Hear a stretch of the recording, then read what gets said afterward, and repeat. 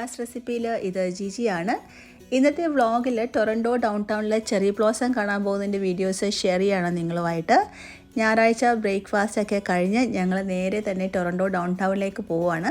ശരിക്കും ടൊറൻഡോയിലേക്ക് പോവുകയാണെങ്കിൽ by car ഇവിടെ നിന്നൊരു 40-50 അല്ലെങ്കിൽ മോർ ദാൻ 1 hour എടുക്കും. പക്ഷേ ഞങ്ങൾ ഈ പ്രാവശ്യം ട്രെയിനിലാണ് പോകുന്നത്. ഞങ്ങളുടെ ഫ്രണ്ട്സ് എല്ലാം ഒരു കോമൺ ആയിട്ടുള്ള സ്റ്റേഷനിൽ ഒരുമിച്ച് കൂടി അവിടെ നിന്ന് ഞങ്ങൾ ഗോ ട്രെയിൻ എടുത്തിട്ട് ടൊറൻഡോ ഡൗൺ ടൗണിലേക്ക് പോവുകയാണ്.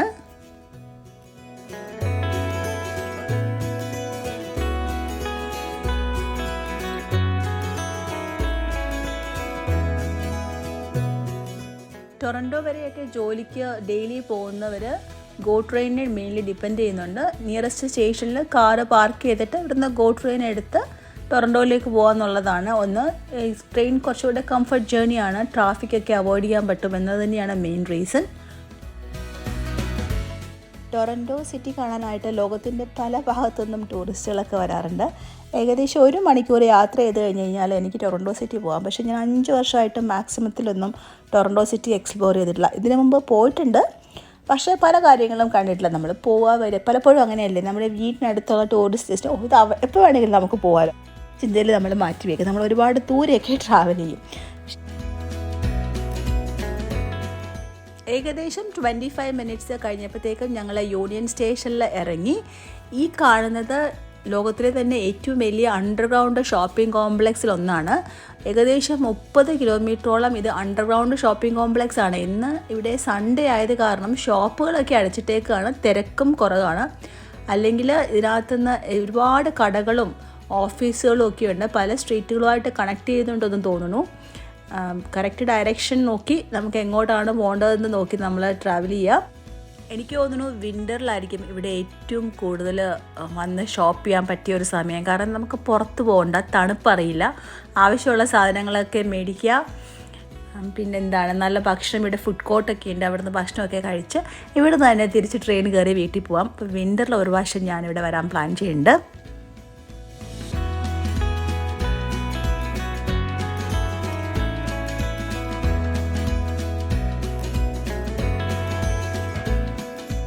അണ്ടർഗ്രൗണ്ട് ഷോപ്പിംഗ് കോംപ്ലക്സിൽ നിന്ന് പുറത്ത് വന്നപ്പോഴത്തേക്കാണ് പുറത്ത് നന്നായിട്ട് മഴ പെയ്യുന്നുണ്ട്. അതുമാത്രമല്ല ഇന്നിവിടെ പഞ്ചാബി കമ്മ്യൂണിറ്റീസിൻ്റെ ബൈസാഖി ഫെസ്റ്റിവലിനനുസരിച്ച് ട്രൂഡോ വരുന്നുണ്ട്. സോ അവരുടെ എന്തൊക്കെയോ ഫെസ്റ്റിവലുമായിട്ട് അവരൊക്കെ ഇവിടെ ഗ്യാദർ ചെയ്തിട്ടുമുണ്ട്.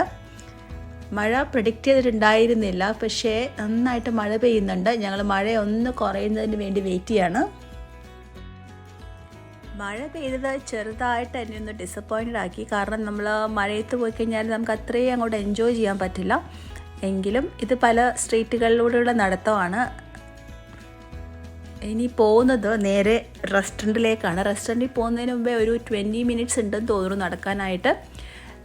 ആ നടക്കുന്നത് തന്നെ പല പല സ്ട്രീറ്റുകളിലൂടെയാണ്. ഇത് നമ്മളിനി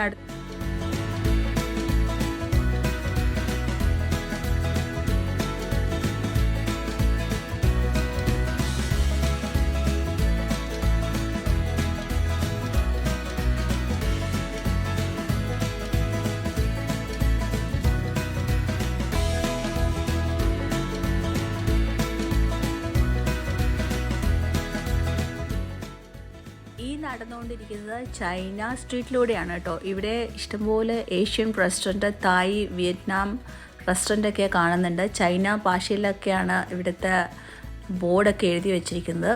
സാധനങ്ങളൊക്കെ വില കുറച്ച് കിട്ടുമെന്ന് പറയപ്പെടുന്നുണ്ട്.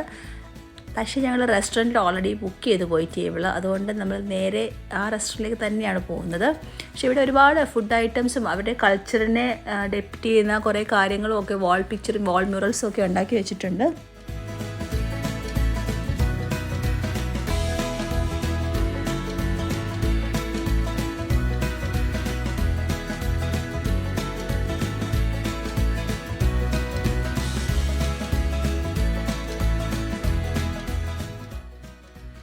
റിക്കി ടിക്കി എന്നുള്ള റെസ്റ്റോറൻറ്റിലാണ് ഞങ്ങൾ ടേബിൾ ബുക്ക് ചെയ്ത് വെച്ചിരിക്കുന്നത്. വളരെയധികം റേറ്റിംഗ് നോക്കി, റിവ്യൂ നോക്കി ബുക്ക് ചെയ്തതാണ്. മെയിൻ എനിക്ക് തോന്നുന്നത് പഞ്ചാബി ഭക്ഷണമാണെന്ന് തോന്നുന്നു. ഞങ്ങൾ നാന്, ചിക്കൻ ടിക്ക, ബട്ടർ മസാല, തന്തൂരി ചിക്കനൊക്കെ ഓർഡർ ചെയ്തിട്ടുണ്ട്. വളരെ നല്ലതായിരുന്നു. കാരണം ഇവിടുത്തെ ഓരോ കറികൾക്കും ഡിസ്റ്റിങ്ക്റ്റ് ആയിട്ടുള്ള ഫ്ലേവേഴ്സ് ഉണ്ട്. അല്ല ചില റെസ്റ്റോറൻറ്റുകളിലൊക്കെ പോകുമ്പോൾ എല്ലാ സോസും ഒരേ ടേസ്റ്റ് ആയിരിക്കും. ബട്ടർ ചിക്കനും ഒരേ ടേസ്റ്റ്, ചിക്കൻ ടിക്ക മസാലയ്ക്കും ഒരേ ടേസ്റ്റ്. പക്ഷേ ഓരോ കറികളുടെയും ഫ്ലേവറും ഡിസ്റ്റിങ്ക്റ്റ് ആയിരുന്നു ഈ കടയിൽ. അങ്ങനെ ഞങ്ങളുടെ ഭക്ഷണമൊക്കെ കഴിഞ്ഞ് ഞങ്ങൾ വീണ്ടും അടുത്ത ഡെസ്റ്റിനേഷനിലേക്ക് പോവുകയാണ്.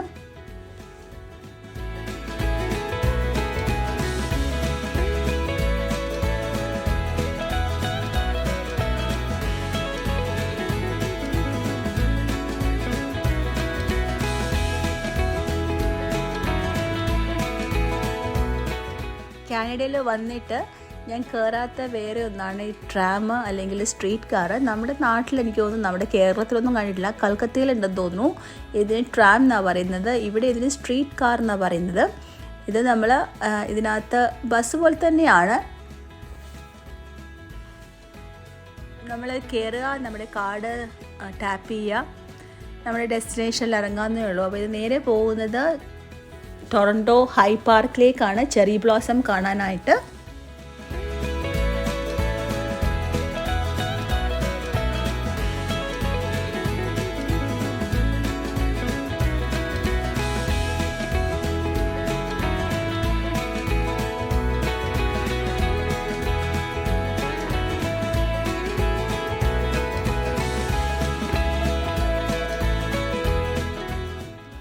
ഫൈനൽ ഡെസ്റ്റിനേഷനായ ഹൈ പാർക്ക് എത്തിയിട്ടുണ്ട് ചെറി ബ്ലോസം കാണാനായിട്ട്.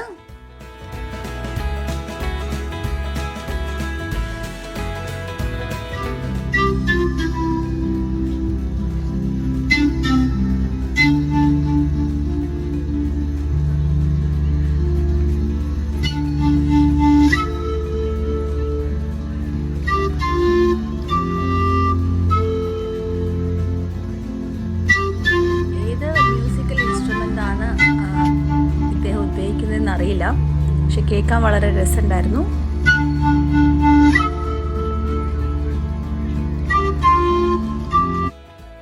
ഹൈ പാർക്കിൽ ഭയങ്കര തിരക്കാണ് ഈ ചെറി ബ്ലോസം കാണാനായിട്ട്. നിങ്ങൾ ഇൻസ്റ്റാഗ്രാമിലും ന്യൂസിലും ഒക്കെ ഇതിൻ്റെ ന്യൂസ് മാത്രമേ ഇപ്പോൾ കേൾക്കാനുള്ളൂ.